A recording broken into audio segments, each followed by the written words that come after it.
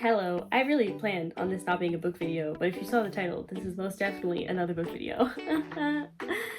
Yeah, so I had a really crazy week that caused me to push back the videos. As you know, part 2 from the other video was planned to be posted on Sunday, and I had another video planned for Sunday, and then I was like, okay, well, I'll push the Sunday video back to Wednesday, and as you know, it is now Friday, and I'm still not doing that video because it is not a book video. It will be a surprise, but now it's going up this coming Sunday. Maybe if I get it filmed, if I'm able to film this, edit it, and post it by tonight, so that I can film that tomorrow so I can post it on Sunday. Yeah, and you're like, Serena, how did you end up in this crazy situation? Well, basically, I have really terrible time management skills as well as a really terrible ability to know what date things are.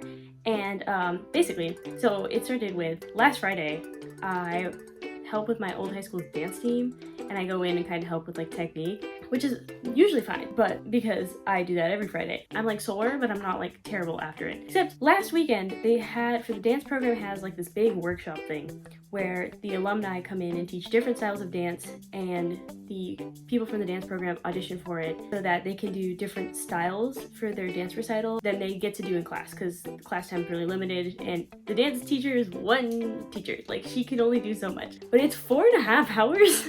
So high school, I was able to do that, and like I was a little sore and like would just take a quick nap and be okay. Definitely not in the same shape I was in high school. So I also went to bed really late that night, and it starts at 8. I don't think I've actually woken up to go to anything at 8 besides like doctor's appointments since school. That was great. Also coupled by the fact that I went to sleep late, I had to wake up early, dance for 4.5 hours, and then got home, had to shower and eat, and take a quick nap because I was going to Not Scary Farm that night, which was also great, except I didn't leave until 1:30, and then Sunday, I forgot that I was going to Long Beach with a friend until Tuesday. Sunday, she was doing homework. I could have probably like edited and stuff, but I was just, Sunday, I was out. Monday, I was like walking around campus with her and like just following around her schedule. And unfortunately, I have to do subtitles on my computer. My computer, unfortunately, the battery is like so dead. It needs to be plugged in at all times for it to function. I was like, oh, great. So I barely finished subtitles Tuesday, and I like got home on Tuesday. And then I was like, okay, well, I can film a video now. And apparently I could not, because it was I have 2 dogs. You might have seen Herman in some other videos. He's a puppy. He's like 7 months. But my mom rescues senior dogs, so we also have like a Dalmatian English Pointer mix. Her name's Callie. I call her Chicken. And Chicken had a vet appointment, and her vet appointment unfortunately did not go very well. She has a terminal condition, and like that was great.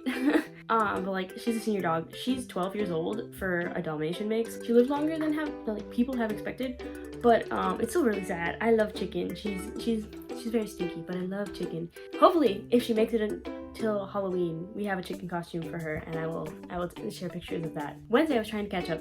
Yesterday, I was with my school's dance team again, and then this morning, I had my first session of rehearsals for the dance group that auditioned for me on Saturday, and then after this, I'm going to go help with the school dance team. A very busy week for someone who's not been very busy. Like in high school, I used to be like this, and like I had a lot more. I was doing a lot more, but like now, I will go to something, and I'm like, okay, well, now I need to sit on the couch for approximately 3 hours for my brain to restart, which is like not great when I have stuff to do. But here we are. So let's get started with the video. This is gonna be all the books I read in April. Hello everyone, and welcome to the video. If you stayed through that intro, thank you, because I'm a yapper. My name is Serena, and welcome to whatever this video is going to become. We're going through all the books that I read in April, and unfortunately that is 12 books. Unfortunately, because I'm going to have to do it in 2 parts.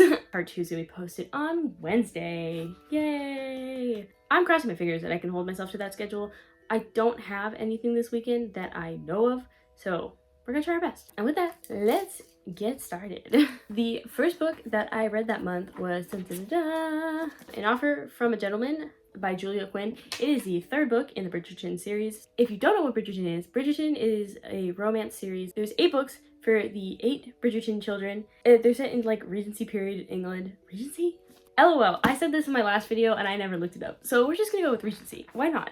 And this book follows Benedict, the 2nd sibling. So one like quirky thing about all the Bridgerton siblings is that they're all named in like alphabetical order. So Anthony is the first sibling, Benedict is the second one, blah, blah, blah, blah, all the way down to Hyacinth. I rated this one 5 stars. And you're like, Zarina, why? So first I should also mention, for my rating system, I don't rate across genres. So like, this is a romance book. I'm kind of rating it against other romance books that I've read. So this was a 5 star for me because this one has a very Cinderella-esque trope. And if you know me, I freaking love Cinderella. I don't know what it is about any Cinderella like retelling. I love it. I grew up with the original Disney version. The live action Disney one is like literally it is the only movie I have downloaded on my phone, and I will watch it and I will cry every single time. I have like the soundtrack on my phone. I love the musical. I stopped kind of paying attention to the writing or anything once I found that it was like a very Cinderella story. I was just here for it. I was here for the good time, and I rated it 5 stars because I enjoyed it a lot. Out of the first 4, so in my head, the Bridgerton siblings books are really split up into like the first 4 and then the second 4. So out of the first 4, this is my favorite book. So I like this one a lot more than Daphne and even Anthony's book, but as you know, I don't really like Daphne's book in general. So it was fun. It's a good time. I'm really excited for a season. I feel like, yeah, you should read this one. But also, I think the 5 star is also definitely helped by the fact that I read Daphne and Anthony's book before this, because like standalone, maybe it was like a 4.5, but just in comparison to the other books in the series, like this one's really good. Okay, next book, yeah. Completely changing it up. The next book I read for the month was Amari and the Night Brothers by B.B. Alston. This is the first book of a series. I believe this is this author's debut novel. I ended up rating this one 3 stars. It was okay. Some of the writing got a little funky in places. I didn't fully understand what was going on all the time. The magic system started off really, really interesting, but as it went on, it kind of just feels like one of those magic systems that isn't consistent, doesn't have very many rules, which made it really confusing to read. Some of the writing was, I don't even know how to explain like what specifically it is, but it basically feels like my brain is like getting slightly tapped with a hammer. I wouldn't say, there's some books that make me want to hit my head against the wall. This one's kind of just like, I wanted to tap my head against a hammer. Like, that sounds really terrible, but like, I think some people understand the feeling of just like, you're just like, come on, like, let's just move on, is like the feeling that I had for some chunks of this book. I'm like really torn because some of it was really interesting, but like the equal amount that was interesting, I had a hard time with. And it was mainly like just the writing. Because of that, I'm keeping this on my shelves and gonna continue with the series. It's just not very high on my priority list. Yeah, it was fun. It was okay. The beginning of the year, I had a lot of 5 stars, and especially in the months where I read like 12 books, I had quite a few 5 stars, and my next one that I gave a 5 star to was Psyche and Eros by Luna McNamara. Much like I have a thing for Cinderella stories, this is probably one of my favorite myths. I will struggle through the worst written version of this and say it was a good time. However, luckily for this one, it was not struggling through a terribly written one. This one was so good. Okay, first of all, we gotta appreciate this cover. It's very, very pretty. I don't think it'd be fair to compare this book to Madeline Miller, who wrote like Song of Achilles and Circe, because the writing style is very different. They're telling Greek myths. It was really fun. A lot of these myths start like right when she runs away from home, or like depending on the myth, like stolen away, blah blah blah. This one starts actually from her childhood, which was really interesting to read because I don't think I had fully connected some of these parts of Greek myths and history, like history. Why am I doing quotation marks around history? If you can't tell, I'm tired. I woke up early today and I'm but oh my gosh, it was so good. This one lives on my favorite shelves. There's a hole right there on my bookshelf because yeah, this is where this one goes. This one, yeah, you should read this one. I think, yeah, completely. So the next book that I read for the month was Romancing Mr. Bridgerton, the 4th one in the Bridgerton series. Finding this in April before like the season came out was such a pain in my butt. Like Target didn't have it, Barnes didn't have it. Literally, like, this was the last copy that they had. They had to go pull it from the back because they were hiding some, because so many people were reading it in preparation for Penelope and Colin's season. In the ranking for the first 4 Bridgerton siblings, it's Benedict's book, this one, Anthony, and then Daphne's. I don't love Colin's character. Unfortunately, both here and in the show season. The show season was weird. Like, they spent like an odd amount of time not on the main couple, which I'm like, trust me, I understand it's a show. It's like multi-lead, blah, blah, blah.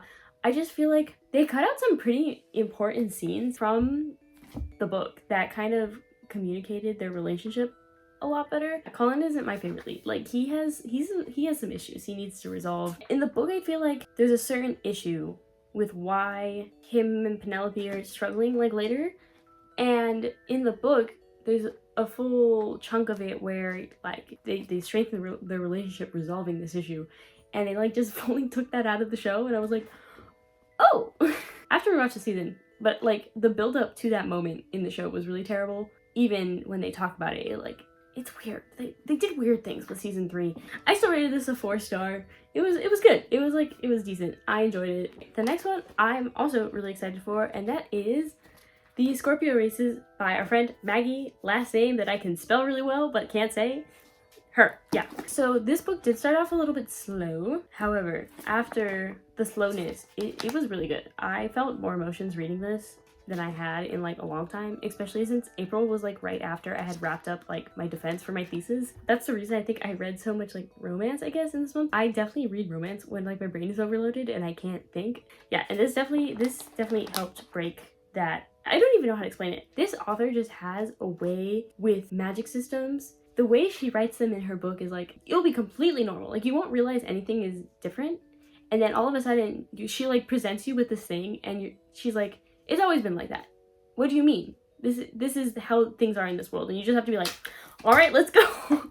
Like you're just implanted into this society. Like there's no that like trope of like there's someone new coming into a world. Like there's no prepping you for her magic systems. Like you're just in them all of a sudden. You're like, I think that's also what can add a little bit to the slowness of the beginning, because you're kind of just trying to figure out what the hell is going on half the time, especially in the Raven Cycle books. I read the Wolves of Mercy Falls series. They were not my favorite, and I feel like this is the first book of hers where you can feel how immensely powerful her writing is. This book is definitely where I feel like I recognize her now. I would definitely suggest it, especially if you just want to get into her books but don't want to commit to a series. It's a standalone. It's very good. I rated it 4.5 stars. Again, I think it's because the beginning was a little bit slow for me, but I also don't know if it was me or if it was like actually the book. I'd have to reread it. As we know, I don't really have time for that at the moment. So oh Lord. So on me reading a lot of romance when I have no brain space, the last book that we're doing for this part is Mile High by Liz Tomforde. So this is the first book in, I think it's called the Windy City series. Yeah. I ended up rating this one 4 stars. The funny story with this one is I actually read the second one first because like starting last November, I started going to a book club, which is like not like an official book club in the sense where like some kind of organization set it up. Like literally I walked into a book club where it's like a group of friends, they're like, yeah, we just meet once a month to talk about the book. They literally ran into me at Barnes & Nobles and they're like, do you want to join? And I was like, I'm down. And their book for October was this one, and then for November they read the second one. So because I was joining in November, I just read the second one because I was like, well, I don't want spoilers, so I'm just gonna go. I'm gonna read the second one, which is, if you know me and my like need to have things in order and go and watch things in order and read things in order, it was a big step. But yeah, it was really good. I think I do like the second one better, but I can't tell if that's my bias of liking the content that comes in first, and then, or like my weird pet peeve about going back in time, which like this makes some of the stuff that happened in the second book make sense, but like the second book is completely readable without reading the first book. However, it's very good. So I would suggest, if you are wanting to start a good romance series, it's sports romance, but it's not college, it's like professional. So yeah, that's it. We did it. We made it. I was trying to hang a Stray Kids poster here. It didn't go very well. This like little thing on here is like, it won't stay up. Anyway, I forgot. Look, I have a sticker and I have a sticker. I'm getting distracted. I have to go now. I need to go get dressed to go do things, and I have my cousin's volleyball game later today too. So hopefully I get time to edit this and post it. If you made it this far, thanks for watching. Bye. Hyacinth. A, B, C, D, E, F, G, H. Yeah, Hyacinth. So I'm a little, can I speak? I'm dropping things. There's a whole, oh!